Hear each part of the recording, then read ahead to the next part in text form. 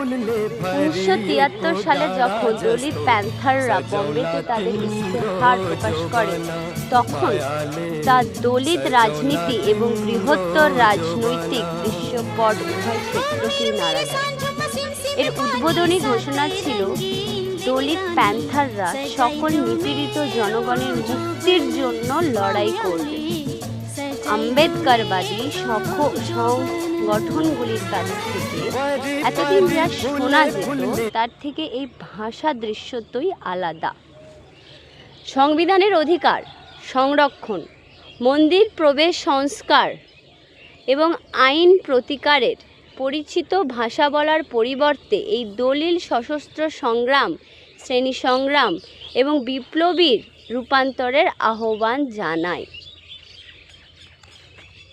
এই ঘোষণা সারা জনগণের পাশাপাশি একটি অংশকে রীতিমতো আতঙ্কের মধ্যে ফেলে দিয়েছিল।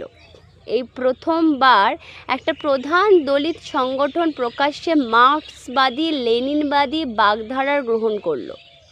বিশ্বব্যাপী সাম্রাজ্যবাদ বিরোধী সংগ্রামের সঙ্গে নিজেদের সংযুক্ত করল এবং দলিত মুক্তির সমাধান দেখতে পেল শ্রমিক, কৃষক এবং জনজাতি সমাজের একটা বৃহত্তর জোট গঠনের মধ্য দিয়ে।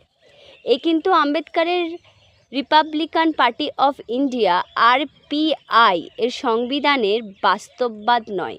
এমনকি আম্বেদকর শেষ জীবনে যে বৌদ্ধ সংস্কারবাদ গ্রহণ করেছিলেন তাও নয়।